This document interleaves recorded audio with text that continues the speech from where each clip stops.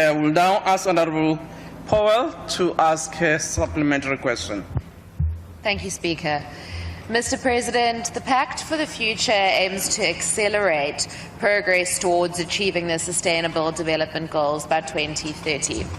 Like many nations, South Africa is behind on its targets. The Democratic Alliance's economic justice policy offers a data-driven approach to fast-tracking these goals by shifting away from race-based economic policy. Instead, it proposes prioritizing companies that make the greatest socio-economic input, as measured by the SDGs, when competing at equal levels of price and functionality. Would the executive be open to considering this evidence-based proposal as a pathway towards meeting our SDG commitments, even if it involves rethinking narrow, race-based empowerment policies? Mr. President. Honourable Speaker, I would like to believe that the Honourable Member is clearly aware of what our Constitution says about us as a nation having to redress the imbalances, the inequalities of the past. That is clearly articulated in our Constitution. And even the preamble to our Constitution speaks to that. Now, Honourable Member ascribes what one would say is redressing the imbalances of the past to being race-based empowerment policies. I would say, with the greatest respect, when you redress the imbalances of the past and deal with the ugly past that this country was subjected to, you have to take demonstrable actions, and our Constitution says some of those must be legislative, clearly set out in our Constitution that we've got to take legislative actions and a whole number of other means and initiatives to ensure that the ugly past that we have come from becomes a shadow of our past. And through that, yes, there's got to be empowerment, and that empowerment is not only based on the color of people's skins, it is also based on things such as regionality, where people have originated from. It is also based on gender. The women of our country were forever suppressed, and they lived under poverty and inequality. And I then wonder whether, by just continuing as normal as it was done in the past, whether we would ever be able to uplift the women of our country, the young people of our country, people who live in rural areas, and indeed the black people of our country. It has become globally well accepted that you've got to take active steps to deal with a past that holds us back from moving forward to the future. And this is a precept that is clearly articulated in our Constitution. I would not know how one deals with it. And the difference with what we're doing now is what they did in the past. In the past, those who ruled this country were blatant racists.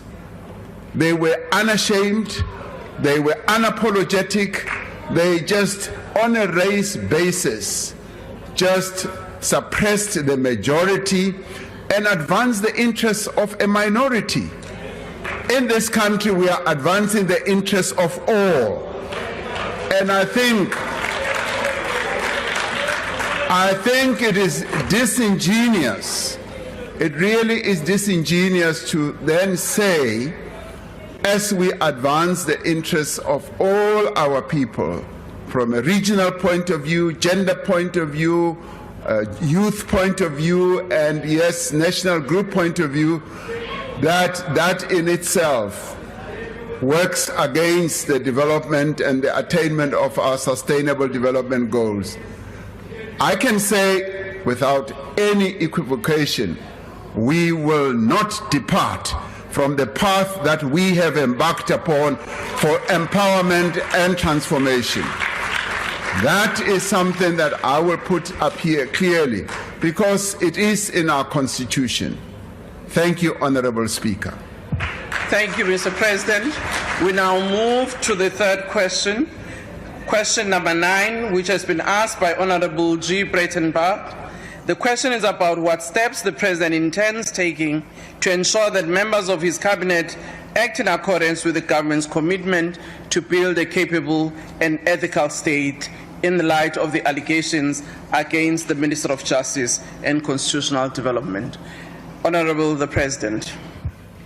The Executive Members' Ethics Act of 1998 provides a legislative basis for the promotion of ethical conduct by all members of the Executive.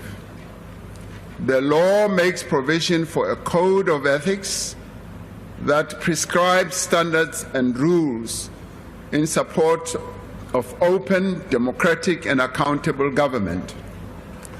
The Executive Ethics Code, which was promulgated on 28 July 2000, says that members must, to the satisfaction of the President or Premier, perform their duties and exercise their powers diligently and honestly. It requires that they act in all respects in a manner that is consistent with the integrity of their office. Among other things, the Code says that members may not use their position to enrich themselves or improperly benefit any other person. They may not expose themselves to any situation involving the risk of a conflict between their official responsibilities and their private interests. To promote transparency as well as accountability, every member must disclose to the Secretary of the Cabinet on an annual basis their financial interests and those of their spouses, permanent companions, or dependent children. To provide an additional layer of assurance, the Act requires the public protector to be in a position to investigate any alleged breach of the Code of Ethics on receipt of a complaint by the President or a Member of Parliament. This establishes what I would call a robust mechanism for ensuring that members of the Executive adhere to the Code and that they generally uphold the ethical standards that are required or expected of them. I've made it clear to the members of the Executive that I appointed on 30th July 2024 that they are expected to meet the standards established by the Executive Ethics Code and to uphold the oath that we all took, and that they should abide by the oath. And this is what we expect of every member of the Executive. I thank you, Honorable Speaker. Thank you, Mr. President. Supplementary question comes from Advocate G. Breitenbach. Thank you, Honourable Speaker, and good afternoon, Mr. President. If you can please bring the mic closer to you. Given that this matter raises serious questions about the integrity of the Minister's financial dealings. Honourable Member, we cannot hear you. May I sit down? We can hear you now. Okay. Given that this matter raises serious questions about the integrity of the Minister's financial dealings and the glaring conflict of interest on the part of the Minister, with the startling contradictions in the dodgy loan agreement, illustrated by the fact that the Financial Sector Conduct Authority yesterday debarred and fined the Minister's financial advisor for his part in the VBS debacle, will the President remove the Minister and make the findings of this review public to uphold transparency and accountability in government? I thank you. Mr. President. Thank you, Honourable Speaker. I did say, and with the active participation of the Minister, and I said that I've requested the Minister to submit to me a report on exactly what has happened. That document report has been submitted together with various annexures, and that is a matter that I'm giving consideration to. Thank you, Honourable Speaker. Thank you. Honourable Van Rooyen.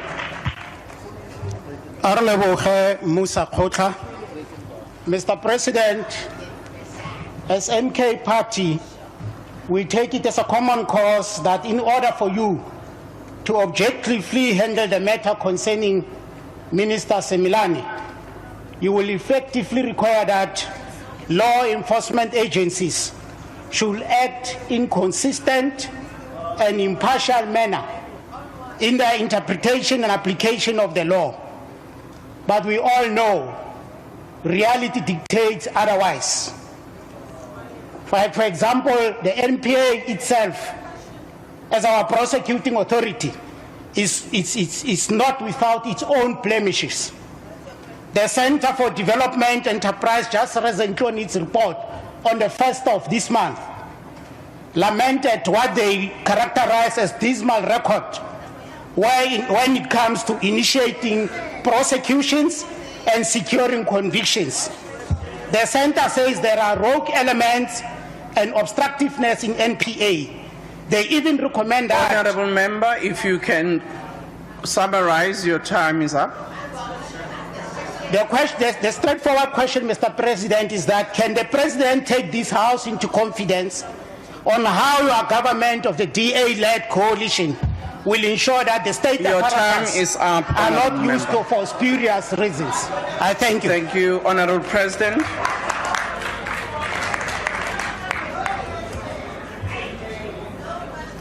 Thank you, Honourable Speaker. I thought I heard the member say the government of the DA led something.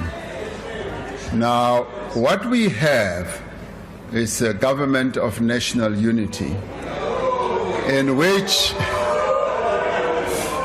Order, honourable members. Your answer, I'm sure you'd want to hear. Honourable President. It looks like I've pressed a very painful button. Now, what we have is a government of national unity in which 10 political parties that are represented here participate, as well as some others participate in a parliament of national unity. Now, I can assure the honourable member that there is just no way. On a point of order, Speaker. On a point of order. Yes, thank you very much, honourable member. Sorry, I didn't see you. Honourable Malima. I think the President is deliberately misleading the House. There's no Parliament of National Unity. There's no such a thing. Thank you, honourable member. Mr. President.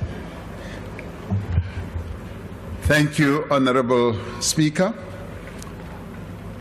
There are parties that are not represented in the government of national unity that are working together with those parties that are part of the government of national unity. And however one describes them is obviously open for discussion or debate.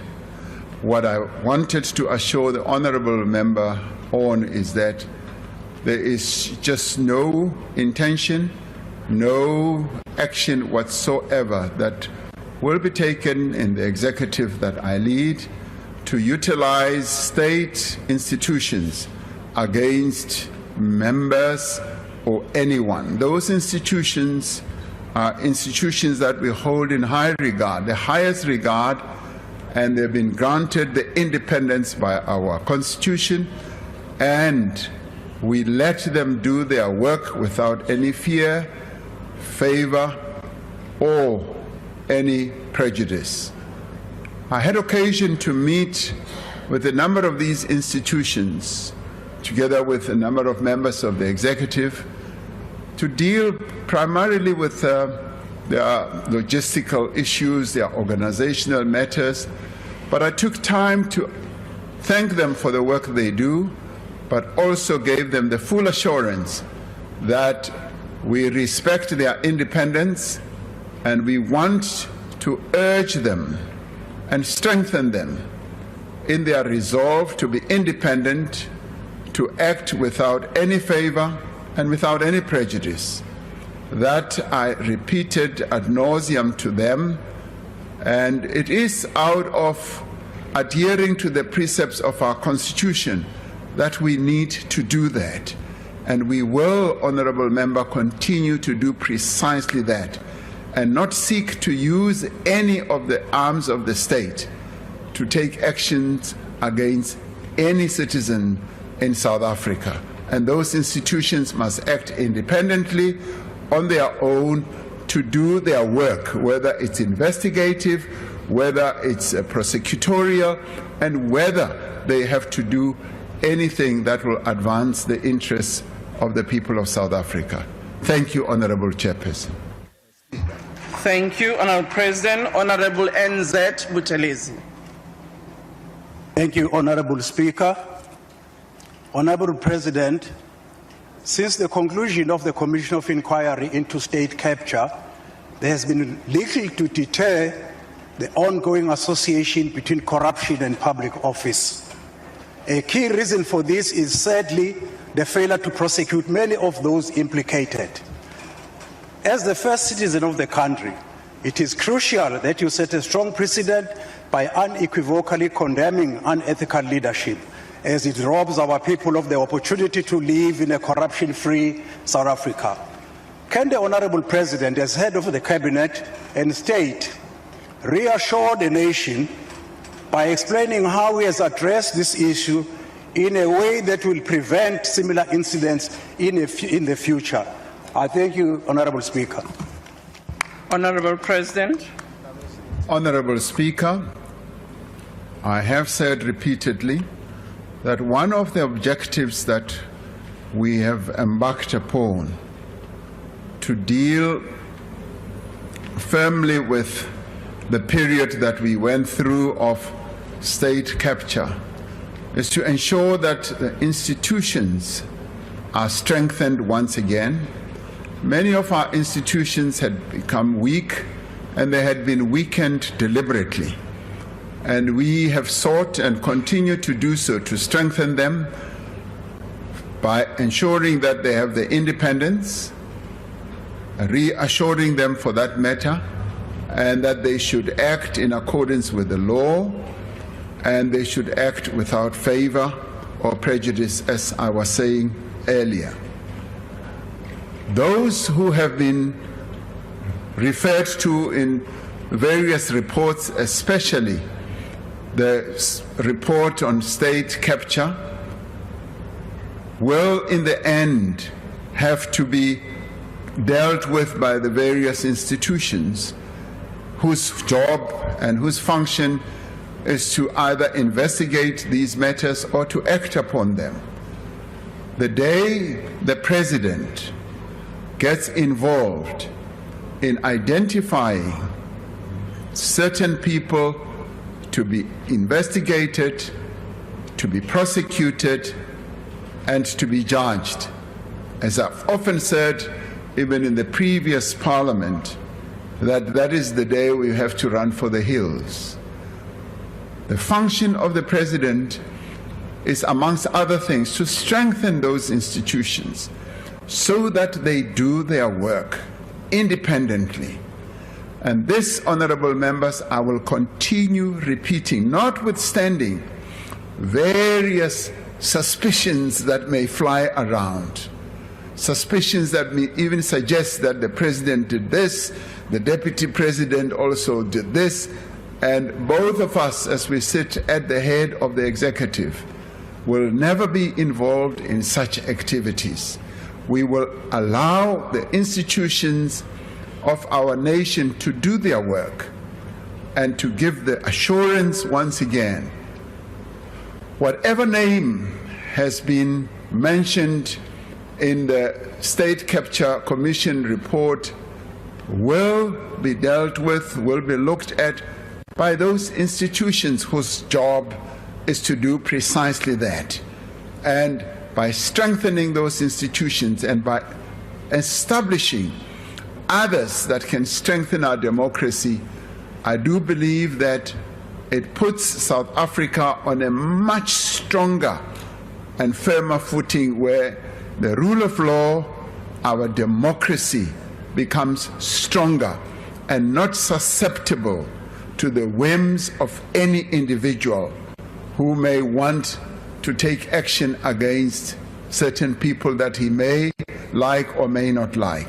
So that is precisely where we stand as an executive, and that's precisely where I also stand firmly as the President of the Republic. Thank you, Honorable Speaker. Thank you, President. Honorable TKS Hlophe. Thank you, Madam Speaker. Good afternoon, Mr. President. We are considered honorable and as such need to be guided by ethics and operate way above the requirements of law, guided by our responsibilities and not our rights. What will it take for the President to allow the Minister of Justice a leave of absence to clear the cloud that surrounds her and give the President as much time to consider the matter, whilst preserving the sanctity of the office of the Minister of Justice, to give those of us awaiting justice reason to have hope and faith in the justice system, and that the dignity of the Justice Minister be preserved. Honorable President. Thank you, Honorable Speaker. Honorable Dr. Hlophe. It will take giving the President the time and opportunity to consider this matter so that finality can then be reached. And so therefore, Honorable Hlophe, that's precisely what one has been saying, that, and I may have been thought to be saying it glibly when I said I need time and space to be able to do so. And I'd like to repeat that yes, this matter is under consideration. Thank you very much. Thank you, President. We now move to the fourth question asked by Honorable Mulder.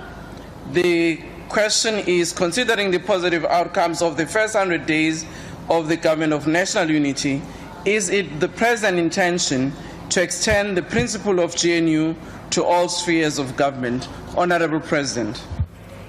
Honorable Speaker, in its first 100 days, the Government of National Unity has indeed proven its value and its worth to the country and its people.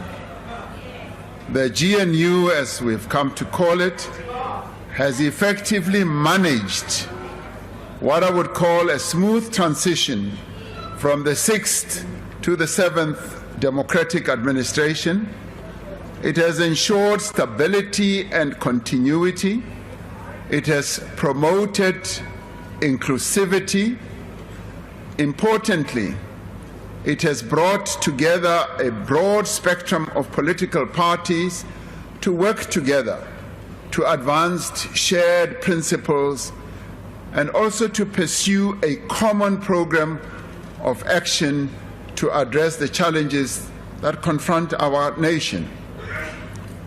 It is significant, Honorable Speaker, that the GNU has not only agreed on the priority actions outlined in the opening of Parliament address on the 18th of July, but has already made progress in undertaking a number of these actions. Building on the work of the previous administration, the GNU has worked with social partners to stabilize the country in a number of ways, when it comes, for instance, to one of our recurring challenge and problem, which was electricity supply, and also to improve the performance of our logistics and our ports. It has introduced a number of other initiatives, such as new visa regulations to attract skills to our country, but more importantly, it has generated a lot of interest in our country when it comes to investment and tourism. This morning, I spent time with key players in the auto sector. The auto sector contributes about 5.3% to our GDP and employs close to 500,000 people in its own manufacturing base of cars and trucks, buses, right down to components. And nearly everyone who spoke at that occasion, which was led by Minister Pax Tau and the MEC for Transport, I think here in the Western Cape, everyone spoke very positively about the climate that is prevailing in our country, the interest that investors, both local and international, are having in the future prospects of economic growth in our country.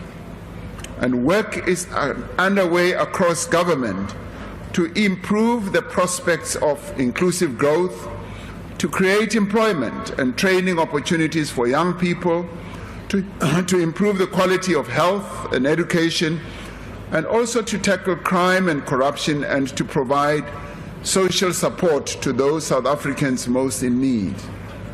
And this is what I think we can say the Government of National Unity is yielding. The work of the Government of National Unity has been positively received by South Africans, who are feeling much more confident about the direction that the country is taking now. There is also a marked improvement in sentiment amongst investors, various actors in a number of sectors of the industry or the economy. Whether the GNU approach can and should be extended to other spheres of government is, Honorable Mulder, a matter that the political parties need to discuss amongst themselves. The experience of the Government of National Unity has to date been encouraging and also instructive. As a country and as political parties, we should see what lessons can be drawn and if there are other circumstances in which we can apply precisely the practice or the lessons that we are drawing from the Government of National Unity. We should all recall that in the end the Government of National Unity was not an instruction from one person. It was a coming together of various political parties by themselves to finally agree on a statement of intent and common principles with a view of taking our country forward. So I would in the end say it behoves on various political parties having the will, the determination to work together and take whatever sphere of government forward to address the challenges that our country faces. I thank you, Honourable Speaker. Thank you, Honourable President. The first supplementary question will be asked by the Honourable Dr. C.P. Mulder. Thank you, Honourable House Chair. Thank you, Mr. President, for your comprehensive response. In your first newsletter from your desk after the formation or your election on the 24th of June, you wrote the following, and I quote, "The success of the GNU will be measured by the extent to which we are prepared to focus not on who will govern, but on how we will govern together. And as you correctly pointed out, since the election and the creation of the Government of National Unity, the rand has strengthened with approximately 7%. The bond market is up with 11%. The JSE main board has gone up with 10%. Inflation has come down. So has interest rates. The tourism sector has a very strong recovery, and the mood in the country has been lifted. It is also so that the concept of the Government of National Unity has not been extended to the other spheres of government. And the question immediately would be, if it is successful on the national level, why would it not be successful on other levels of government?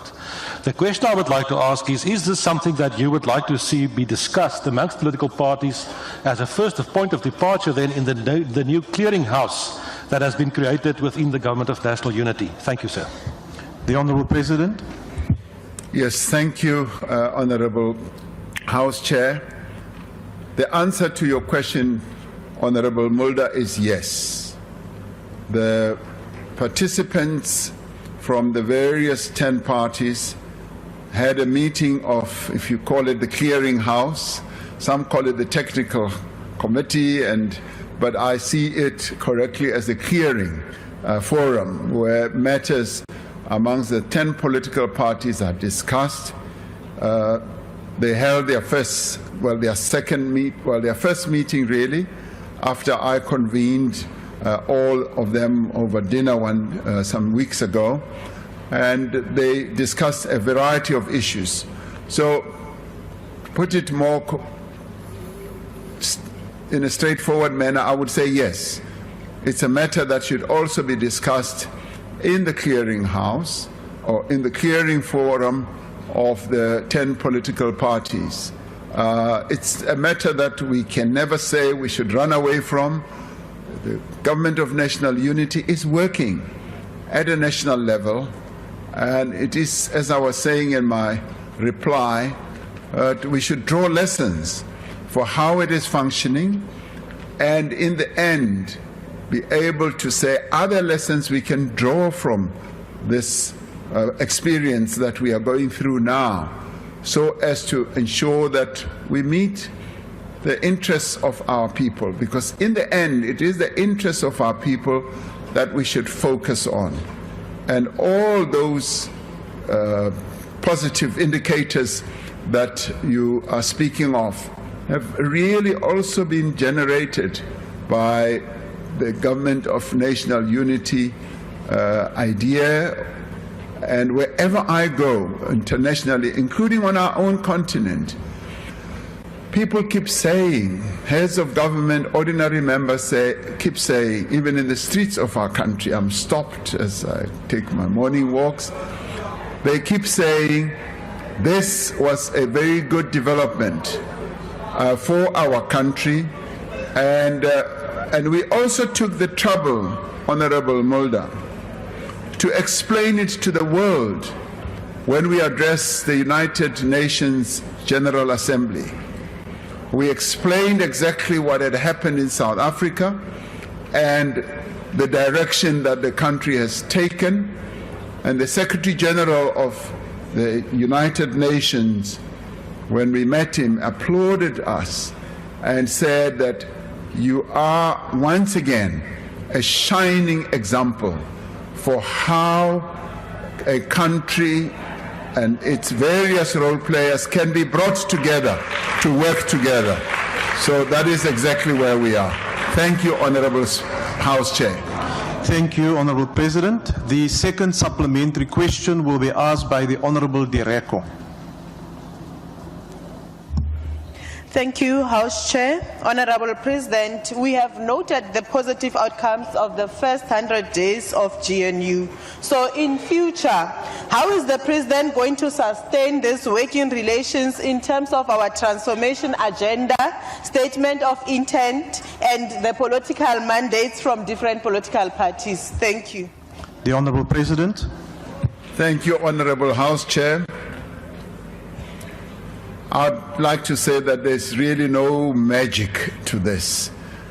The real answer lies in how all the political parties that are part of the Government of National Unity are committed to working together, but also more importantly committed to finding solutions to the various areas where they may differ. And as we have said, the Government of National Unity is made up of 10 parties that come from completely different, in many instances, different ideological backgrounds, different histories, different experiences, and composed of people from different backgrounds and different areas in our country. And we have said that we will seek to work together and find solutions for whatever challenge and difficulty that we come across, and find compromises. And indeed, right from the word go, what the 10 political parties did was to underpin their own coming together by agreeing that whilst we have, for instance, different election manifestos, we will try and find what brings us together, what is common amongst us, but more importantly, we will try to determine what is in the interests of the people of South Africa. And that is precisely what we believe we should focus on more resolutely.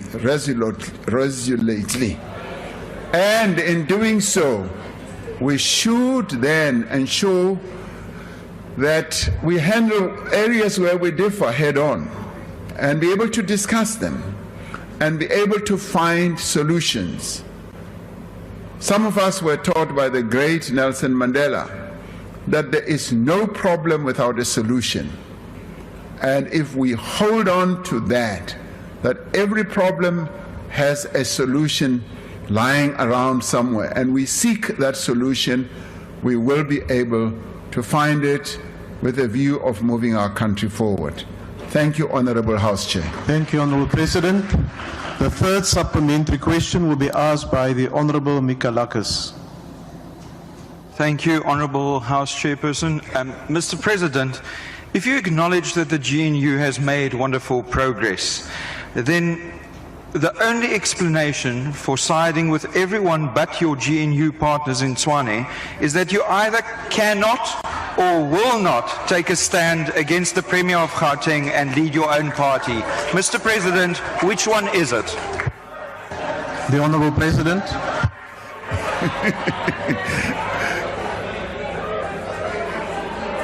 Order, Honourable Members.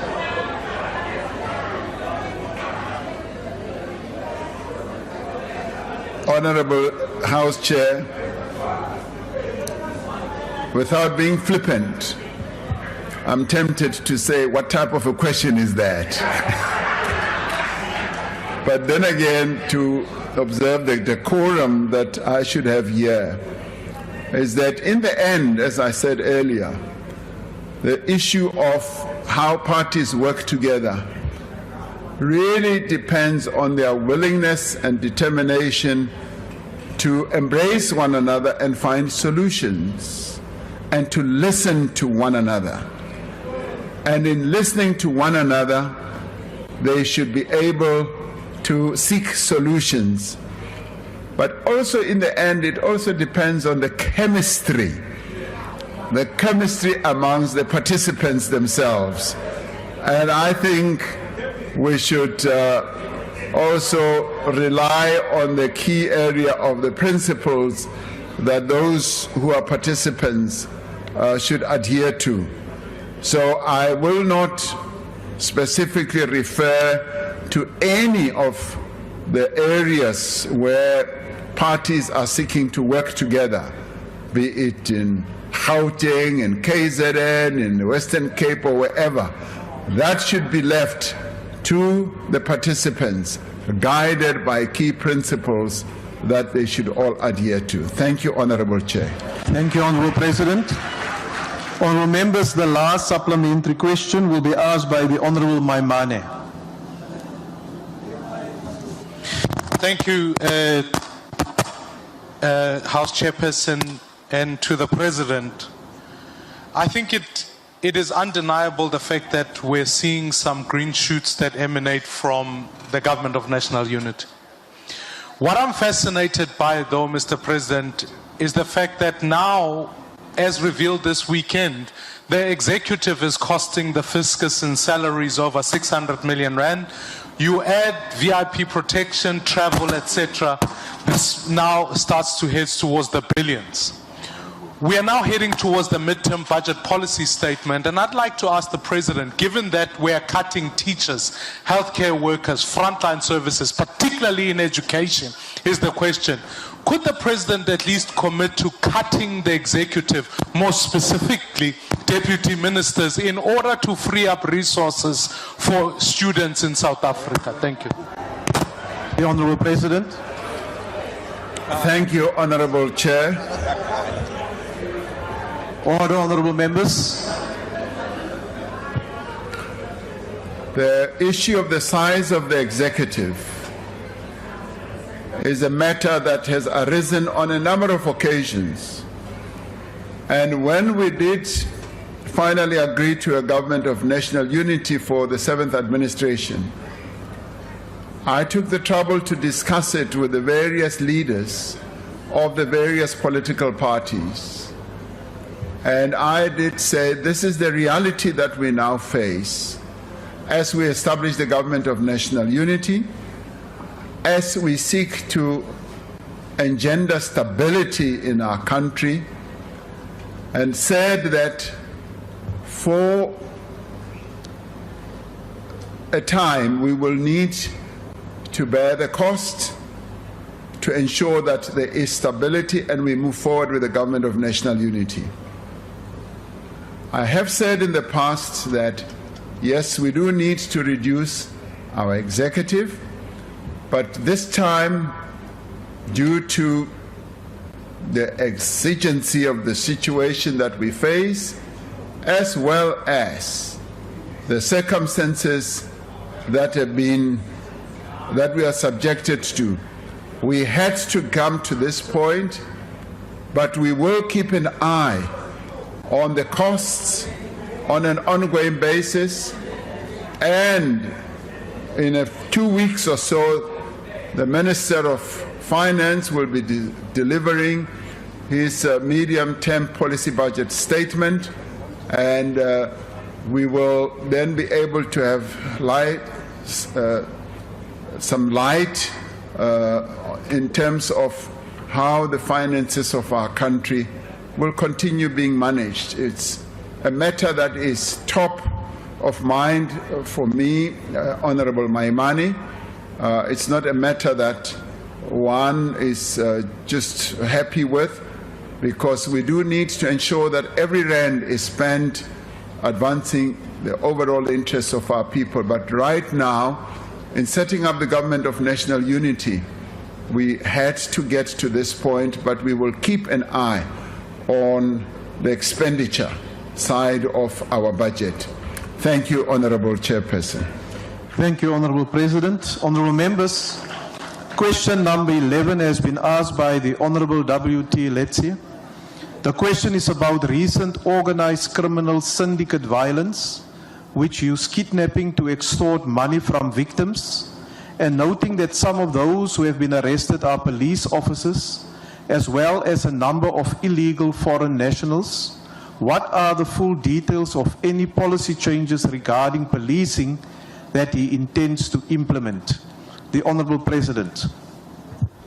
Honourable House Chair, to Honourable Letsie, yes, a number of initiatives are underway, initiatives that are also being embarked upon by our criminal justice colleagues in a much more focused manner, and in doing so, quite a bit of progress is being made in a number of areas, areas that include dealing with criminal syndicates, and what has also been established and set up are the various task teams that are aimed at curbing criminality in our country.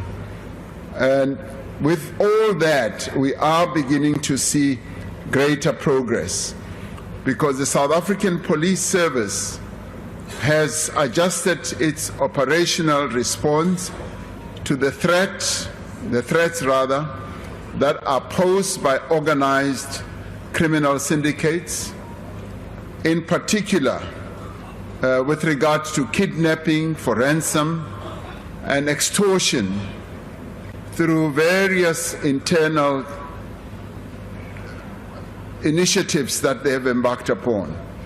For instance, the Directorate for Priority Crime Investigation employs what I would call a project-based approach to the investigation of serious organized crime, and a dedicated capacity has also been established in the Division Detective and Forensic Services that is aimed at coordinating investigations into organized criminality. The organized crime threat analysis process makes use of a number of other mechanisms to identify existing and emerging organized crime threats, and this they use as the basis of an appropriate multidisciplinary response. Operational command centers at district, provincial, and national levels further provide for coordination between the South African Police Service, the government departments, and a number of other law enforcement agencies. But this also includes cooperation with civil society partners. With each kidnapping case, a special joint operations committee is convened to deal with those actions. This consists of a multidisciplinary resource center to concentrate on the investigation of the kidnapping case, as well as to deal with the safe release of victims. And with regard to the proliferation trends in extortion, House Chair, a priority committee was established at national level to address the various types of extortion incidents that have emerged. 6 distinct work streams have been established as part of this committee. A committee which consists of also a multidisciplinary group of role players from the South African Police Service and both the public and private security sectors.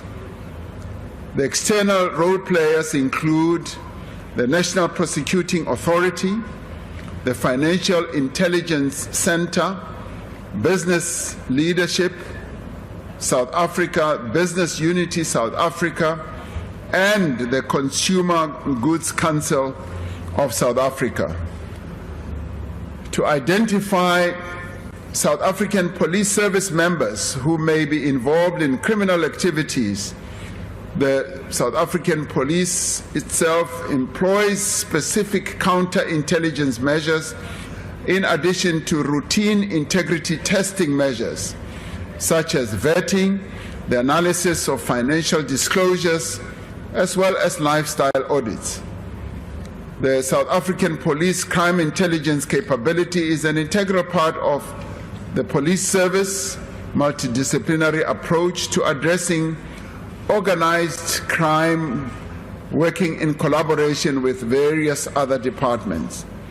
So, Honorable House Chair, I can say that much as we are facing enormous challenges with regard to criminal incidents such as kidnapping, extortion, and many others, the police service and indeed other multidisciplinary agencies are working very hard to ensure that this scourge of criminality is dealt with and dealt with effectively. We are already seeing a great deal of progress in a number of areas and successes that are being recorded by the South African Police Service, working together with other agencies. It might still be early days, but I am convinced that we will continue seeing a great deal of progress. Thank you, Honorable House Chair. Thank you, Honorable President. The first supplementary question will be asked by the Honorable W.T. Letsia.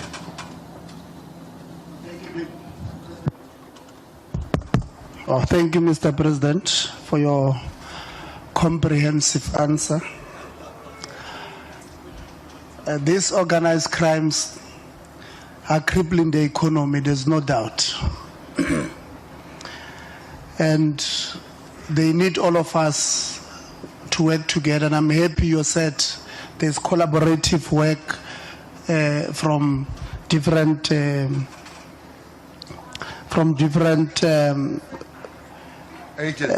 agencies. Thank you, Mr. President. Parliament must also play a role, Mr. President, using our PCOs. But when we use our PCOs to have collaborative works with the SAPS, patrollers, and the community at large, some police stations are not responsive and they're not coming forward with certain things that communities are asking for. And I heard, Mr. President, you are saying there's progress that has been made in all of these things. But when will the community start seeing the results of this collaborative work bearing fruits? Thank you very much. The Honorable President. Thank you, Honorable House Chair. I'm glad that the Honorable Letsia has spoken about PCOs. That immediately suggests that in whatever we do to fight the spate of criminality, we need to be focused on community involvement.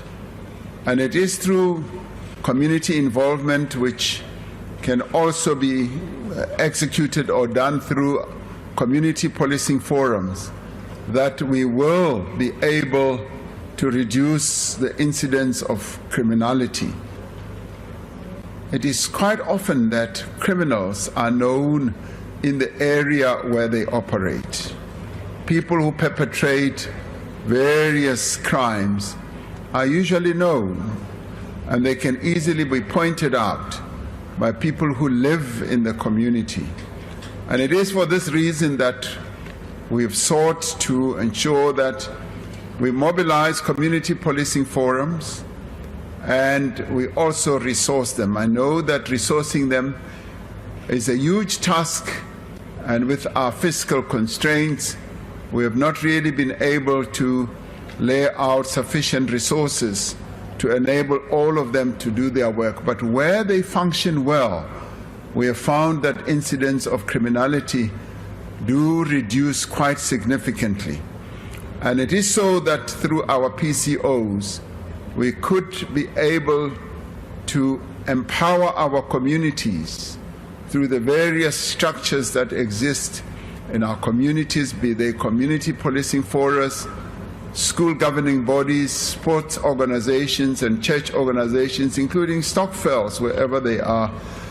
If we engage with them and various structures of our own political parties, we should be able to have eyes on the ground that can help in informing the police and various agencies that are mandated to deal with acts of criminality.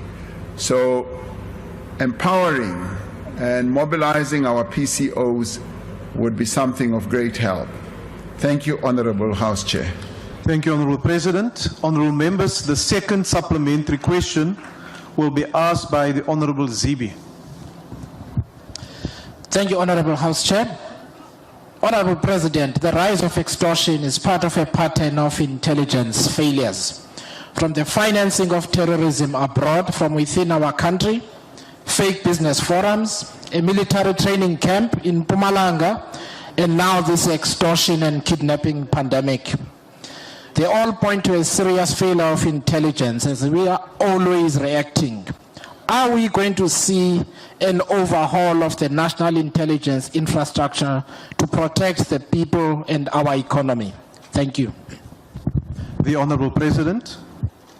Honourable House Chair, we are paying attention to the effectiveness of our intelligence structures, be they SSA, military intelligence, and also the ones in the police, on an ongoing basis. And the various reports that we received, either following what happened to the SSA, which report was led by Professor Mufamadi, or what happened during the July unrest. Those reports spoke to, yes, the weaknesses that are prevalent in some of our agencies. Those are being attended to on an ongoing basis very actively, and also through the legislative processes that this House has been involved in. And we are proceeding to ensure that we renew, we rebuild our agencies, and we strengthen them, as well as to empower them to be able to do their work more effectively. It is a process that is underway, but I am confident that we will be able to succeed in ensuring that our intelligence agencies do actively give out information which can be acted on to prevent spades of criminality and also ensure that there is greater safety in our country. Thank you, Honourable House Chair. Thank you, Honourable President. Honourable members, the third supplementary question will be asked by the Honourable D.M. Skosana. Thank you, House Chair. Mr. President, it will seem that the findings highlighted by the independent panel on the July 2021 riots are once more corroborated, that you failure to convene the National Security Council where all the intelligence matters are discussed was at the center of a poor and reactive response by the police. Given the persistent failure of the intelligence agents operating in your office to timeously detect the evil work of an organized criminal syndicate and extortionists, as evidenced by the reactive and sometimes surprise police, when was the last time that the National Security Council met, and what are the reasons that the NSC is not meeting regularly? And Mr. President, please protect us as well, because some of your members are sleeping here. And I just want to say to you, the DA-led Helen Zille coalition government, they won't get Swane. Thank you, Mr. President. The Honourable President. All the Honourable members.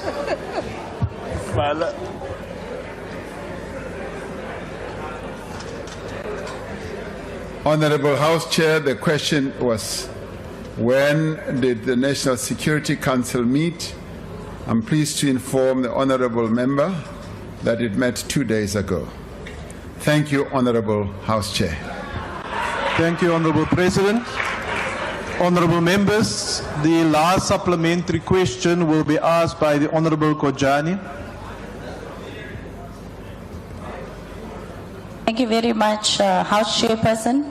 Honourable President, we do note with appreciation the increased number of arrests thanks to the ramping up of intelligence, but it is very concerning that there is still a high number of police officers and illegal foreigners that collude with criminal syndicates.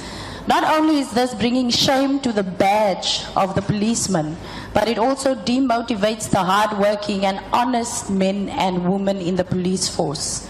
It also negatively affects the national integrity because foreign nationals have become comfortable in engaging in activities of criminal acts. What are the mechanisms and the strategies in the interim to protect communities, especially the whistleblowers, who have to contact the same police stations that are infiltrated by members? And also, how are we going to monitor the authenticity and the impact of some of the measures that you have mentioned, like lifestyle audits, so that those who are part of high-level investigations at present are not infiltrated by the very same syndicates? Thank you. The Honourable President. Thank you, Honourable House Chair. The process of ensuring that we monitor not only the activities of members of syndicates, but also the members within the police service or other criminal justice agencies is an ongoing one. And it's being pursued quite vigorously to ensure that we do not see a recurring process where these criminal syndicates have their either moles or people who have been captured in our security services or agencies.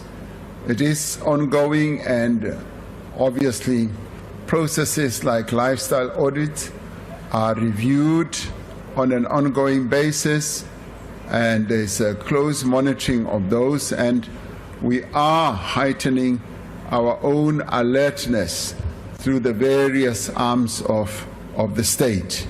And in the end, as we make progress, which you alluded to right at the beginning, that there are a higher number of arrests, and intelligence is showing clear signs of improvement, we will continue in that vein to make sure that in the end we do get on top of these acts of criminality, both inside our own ranks as well as outside.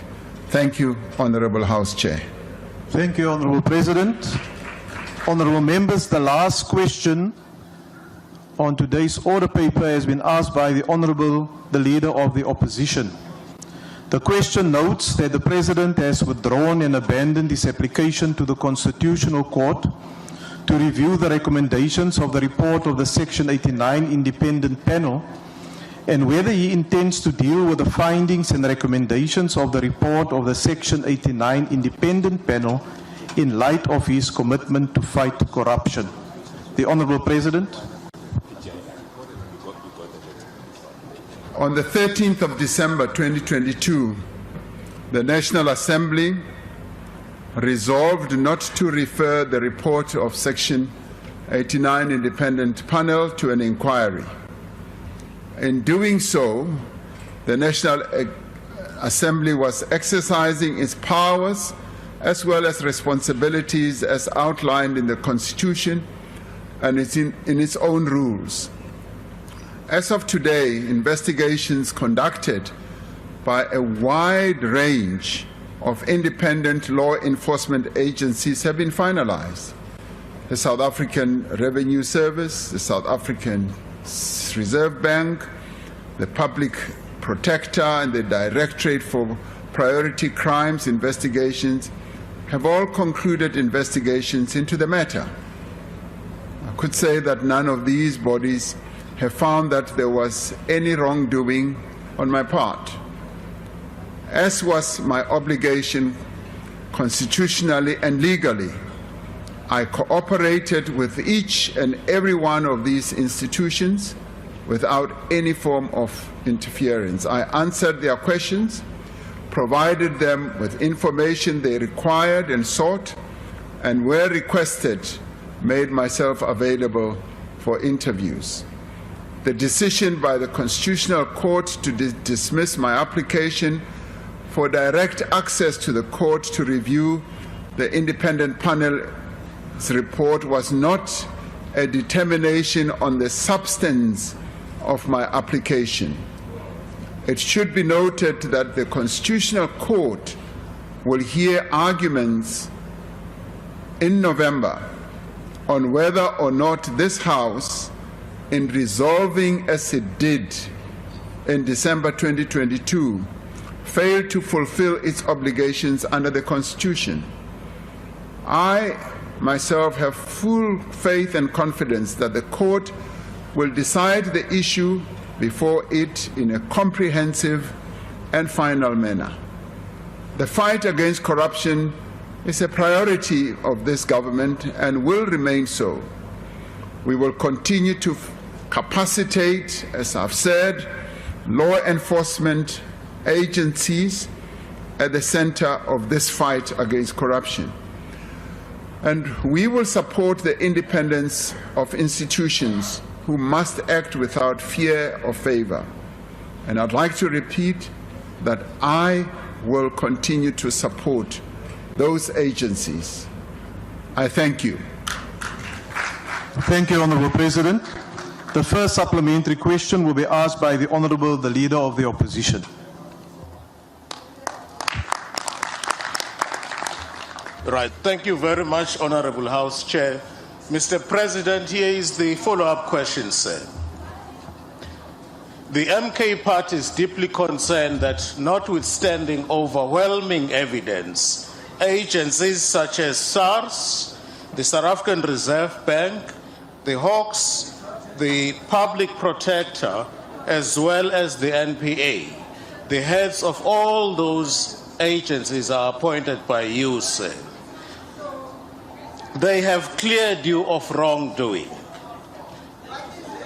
This contradicts the findings of an independent panel which was appointed in terms of Section 89 and chaired by the... Honourable members, Honourable Leader of the Opposition, can you just hold there, please? Honourable members, the person who asked the question, the member who asked the question, have 2 minutes to make an intervention followed by the question. Now, if we get these type of interjections, it will not be possible for the President or for myself then to ultimately hear what the follow-up question is. Can we give the member a fair opportunity, please? The Honourable Leader of the Opposition. Thank you. Please, order. The panel that was led by retired Chief Justice Nobo concluded that there was a case to answer, inasmuch as you violated your oath of office and you were also implicated in the corruption at Phala Phala farm. The question is this, sir. Given that in South Africa we transact in rands, and the reports indicate that dollars were found at Phala Phala, are you now in a position to finally take this House into confidence and tell us the truth, that these transactions had nothing to do with a legitimate business, because you cannot conduct a business whilst you are serving as a president of this country, and also was the person who cleared you at NPA, was that person vetted? Thank you. The Honourable President. All honourable members. The President. Thank you, Honourable House Chair. Honourable Hlophe has asked a variety of questions, and I did say in my head reply that this matter was dealt with by the National Assembly, and the National Assembly took a decision, and that decision is now subject of litigation in the Constitutional Court. And I would like to respectfully say we should allow that process to unfold, and it should be a matter that will be dealt with by that court. And the variety of other questions that the honourable member has asked were responded to in a variety of institutions that have dealt with this matter, and also dealt with the issue of either the President was conducting business or not, and all those issues were ventilated, and the information has been open to the public, either through court papers or reports that have been issued. So I'd like to submit that these matters have been addressed, responded to, and the other matter is subject to litigation in a very open and transparent manner through our judicial system. Thank you, Honorable House Chair. Thank you, Honorable President. The second supplementary question will be asked by the Honorable Mgweba. Thank you very much, House Chair. Honorable President, South Africa as a country is confronted by the scourge of cancerous corruption that divides public resources towards patrimonialist interest that undermines inclusive development of our country. And corruption does not sit well for investment mobilization. Therefore, Honorable President, what are the practical steps that our government is taking to support and strengthen law enforcement agencies to uproot corruption? Thank you very much, House Chair. The Honorable President.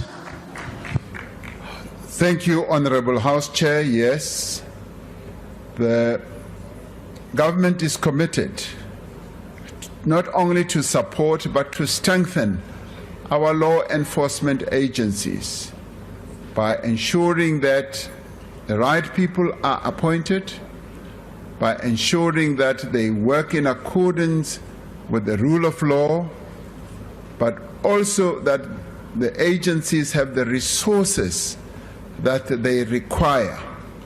But more importantly, to assure them and to grant them and give them a clear guarantee that they must work independently without any fear, favor, or prejudice against anyone or from anyone. And in doing so, we ensure that they do the work that they must do. And they must do it to the best of their ability. And if there are any issues or doubts, those should be able to be followed up through our various processes. And we have a number of agencies that enable our commitment to rule of law and to our democracy to function. One of the good things about our country is that we have institutions. Country that does not have institutions that are functional has a democracy that is wobbly.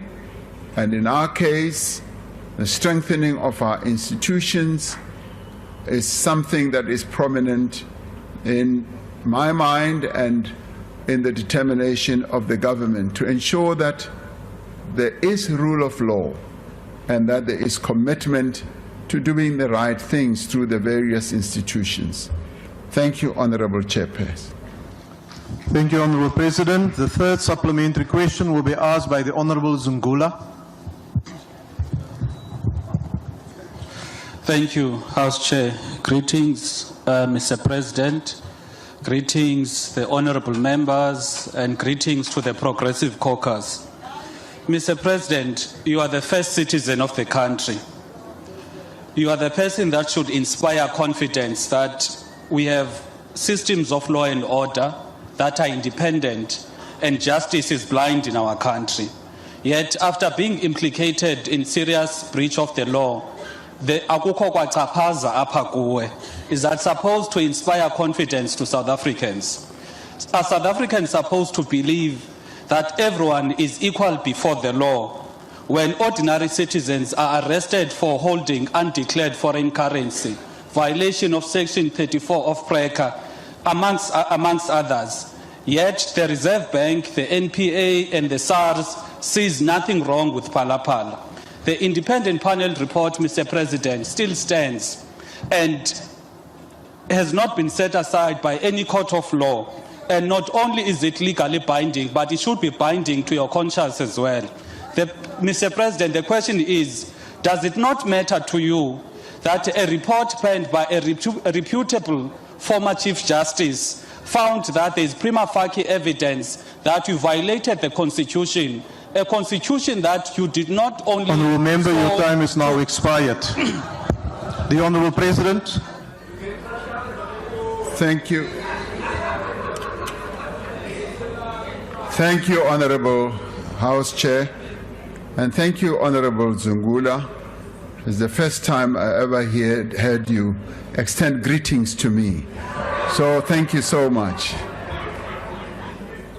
Honorable House Chair, I did say that it was the National Assembly, which I am not a member of, took a decision on that report.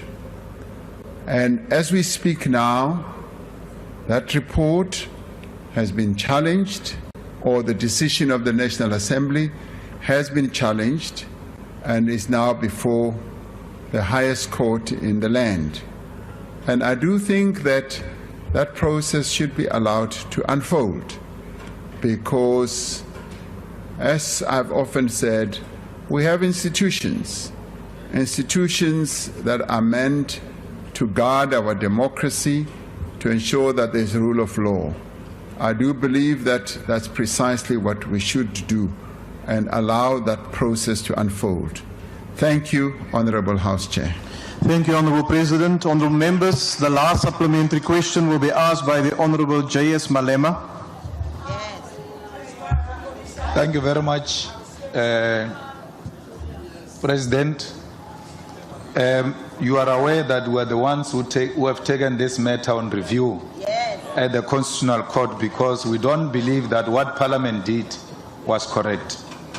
Mara ntokinya ka o le bontšha yona mogalabe gore le a bona taba ya o tshwana le ya mayor wa former mayor ya Polokwane ye le reng lo e lebelela ba e lebeletše a sa le mayor ba e fetša kwa Polokwane a ne bjale le re lo mo lebelela ANC yo mo lebelela ke double jeopardy.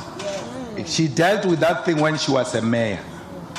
There was a president here, and Bulelani Nuka announced that there is prima facie evidence, but not winnable. As we speak today, he's in court. Unlike